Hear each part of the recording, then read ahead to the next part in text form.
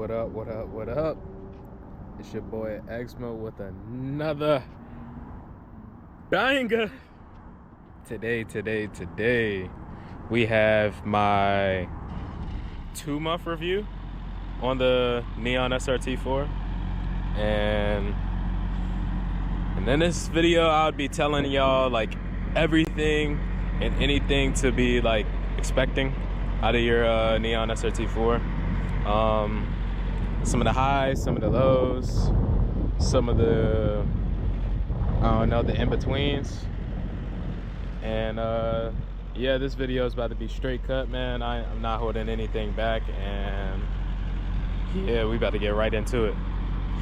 Would I buy a Neon SRT-4 in 2025? Yes. If it is a car that you've been looking for, if it is a car that you want to experience for cheap, you know, relatively these things are going cheaper because of the year, do it, grab it, get it, have fun with it, enjoy it. You know, experiences come in waves, and the only way to see if you actually will like the car, enjoy the car for what it is, you have to buy it, have to try it, or even if you have a friend, ask them to drive their Neon and go from there. But I definitely would buy one in 2025 for sure. So I want to say, first off, for this platform, you know, it's an older platform. This is like the pioneer of the tuner, especially American tuner. I want to say, for my 2-month review, it's been good. I've been enjoying the car for what it is. You know, fixing stuff here and there that I need to fix, and because it is my daily, so I'm pretty much fixing anything that really does pop up. And yeah, like, I feel like when it comes to these cars, you just can't expect to be like full bolt-on, big turbo, E85, taking my shit to Mexico every single day. Like, you gotta understand, like, you gotta drive your car, enjoy your car, but don't expect like for an older platform to hold up, you know, as good as like a newer platform. Like, say for example, like a Civic Type R. You could even say Evo. You could say, I don't know, your cousin's Subaru that's fully tuned and big turbo on E85, whatever. But it's like, I feel like my thing with these cars is tasteful mods, make it fast, well, quick necessarily, stay under 400 wheel, or be around 400 wheel. That's more than enough. Yeah, you're not gonna get crazy horsepower out of these cars. You gotta slowly build them up in order to get that horsepower. Then I want to say, secondly, when it comes to maintenance and doing things to these cars, it's not bad. I know a lot of people say they go through hell with these cars. They have these electrical gremlins. They got a bunch of stuff going wrong with their cars. Like, you know, I feel like it's user error and also previous owner stuff. If your previous owner really didn't care, he only cared about going fast and pretty much doing a little by little to go by, then you're gonna get a car that's clapped. You know what I'm saying? You're gonna get a car that is not gonna perform the way it should, you know, or you probably get your couple months out of it, then you got to do a rebuild, then you know, a whole bunch of the whole 9 yards, you know. So I got this car, luckily stock motor, a few bolt-ons, and I'm happy. I'm enjoying it. I originally came off of the Speed 3 platform, had a fully built motor, 93, made a little bit under 400 wheel, and that car put me through hell. If y'all know what I'm talking about, with the Speed 3 platform. It's a fun platform, fun car, and you know, you get your fruits out of it, you have your rarity with it, but you go through some shit, and I've went through too much with that car. So I feel like, honestly, to part ways and definitely go to a platform that still has love to this day. It is older necessarily, but I feel like that doesn't matter to me. I naturally like 2000s cars. I like older cars naturally, and I don't find it as a problem as some other people do. You know, they prefer newer cars or more modern cars. I take the old car that runs good. You know, runs good, boosts fine, gets the attention, and that's pretty much it. Now I want to say third. Please do your maintenance. These cars are finicky. It isn't all sunshine and rainbows, especially if you're getting into an older tuner car. You definitely want to address things that haven't been fully addressed, especially with the previous owner, and you know what is going on. I'd say the most I had to do in a row: spark plugs, coil packs, and pretty much an oil change. That's what I've been keeping up on. That's just basic stuff. I say next things that's up, I have to do my engine oil cooler lines, because it's a 20-plus-year-old car, man. Stuff is gonna rot out, stuff is gonna break. Part of the game. Fix it, replace it, go from there. And we're pretty much on that step. And yeah, I mean, it hasn't been too costly at the moment. Certain things are inconvenience, but I feel like that's just how it is when it comes to the car world. You know, you're not always going to have that perfect car. You know, you're going to have to fix something. Something's going to break. Something's going to leak. Something's going to have to be touched. And that's just how it is. Also forgot to mention, I did my valve cover gaskets. Even though that's light work, these things like to leak. If y'all have a Neon SRT-4, y'all know these things like to leak. Older car, stuff's not gonna hold the way it did in 2004, because this is a 2004. And yeah. What else can I talk on? Drivability. Drivability with these cars, front wheel drive platform, it's fun to me. I feel like, honestly, when it comes to like front wheel drive cars and enjoying the platform for what it is, just drive it, man.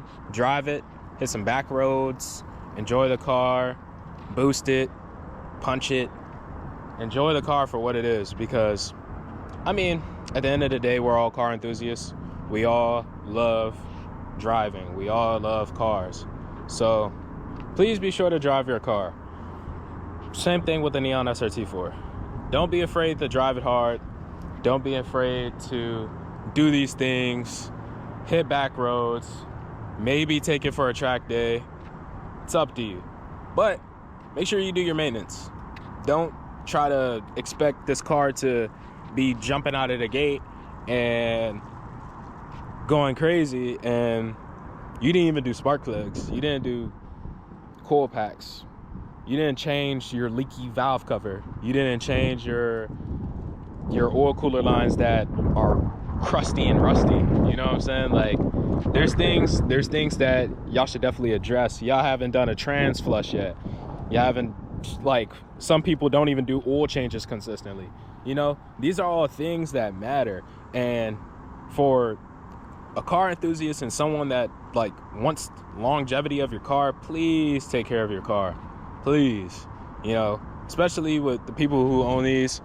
It's like Honda guys, you know, no offense to Honda guys, but you know, drive the hell out of them. Some people love them enough to do maintenance. Some people just drive the hell out of them just because. and maintenance comes whenever it comes, whenever something breaks or whatever. No, please do the preventative maintenance first, knock it out, and you'll definitely enjoy the car for the experience way better than going through shit. Another thing, I know a lot of Neon SRT guys deal with like random issues when it comes to electrical, engine, transmission. Thankfully enough for me, this transmission has been rebuilt, so I don't have really any trans issues. The engine, stock engine, 100K miles. Y'all know how the game goes. Stuff wears, stuff goes, but this motor is an iron block, can withstand the beating, can hold that beating. If you do your general maintenance, you could prolong and extend the life of your motor. If you just beat the shit out of your car, you don't do any maintenance. I mean, it's kind of self-explanatory. Yeah, like pretty much the 2-year review, I said 2 year, pretty much the 2-month review is straight cut and dry. This car is lowered on BCs. This car has some goodies, has a nice audio system. You don't really get Neon SRT-4s for the interior, so I won't be really addressing the interior, but my interior is pretty clean. Seats are clean. I have the Viper inspired seats with the air ducting in the back of your neck, which is pretty cool. Yeah, I mean, when you're getting a Neon SRT-4, you're not getting it for the interior.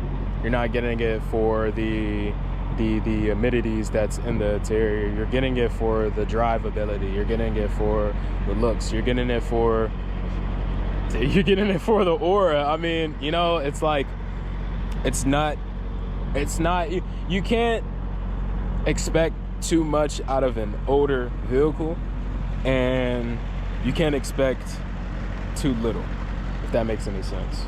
Appreciate the car for what it is, drive it, enjoy it.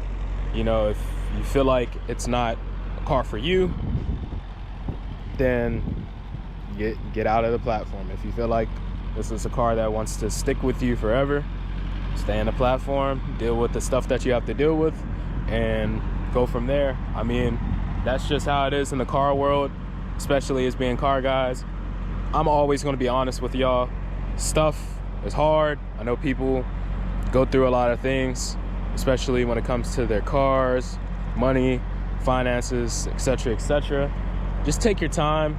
I don't know if I have a lot of like young audience that views my videos, but if you're looking to get a Neon SRT-4, do it. But please, please, please, preferably do a stock motor Neon with a few bolt-ons. I don't trust a lot of people with built motors. I came from a built motor platform with my Neon, with my Mazda Speed 3, and that was that. And you're spending this money, and you realize like I could have a different car and enjoy it and put less money into it than what I did to this car to make it reliable, and that was the thing that sucked when it comes to the Speed 3 platform. In order to make it reliable, you got to do these things that cost a lot of money. You got to build the motor, you got to add fuel, you got to do these small knick-knack things to have it somewhat reliable, and they still blow up. I mean, that's just the demise of it. They still blow up. They still, have problems. They still get low compression.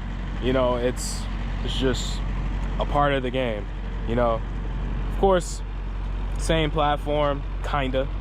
I just feel like the Neons were definitely ahead of their time when it comes to just everything, way ahead of their time, and a very fun car.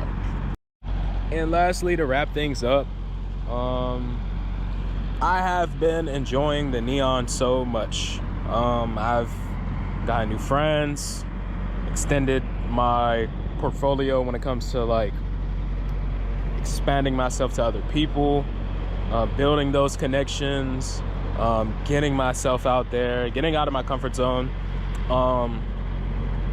Yeah, man, like it's just been nothing but positive vibes, good vibes.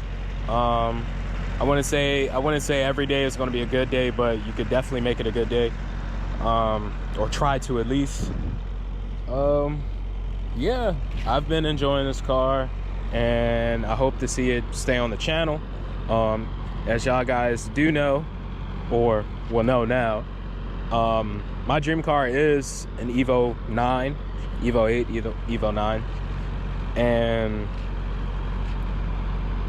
yeah, I just hopefully this car could stick around to see me get my dream car. And if this car is gone before, it'll suck, but I'll always have a soft spot for front-wheel drive cars, front-wheel drive turbo cars, because of just the feel, the rawness, and also my first car was a Mazda Speed 3, so this being my second car, not really changing up the platform that much, but I'm getting more into a niche, so you say. And yeah, I will be dropping more videos in the future. I've been taking a little break, just trying to get things in order, mental health, financial. Not every day is going to be a good day, but I try to make it a good day for me. And I just say, lastly, always keep God in your life. I love y'all. Keep faith. Eczema signing out.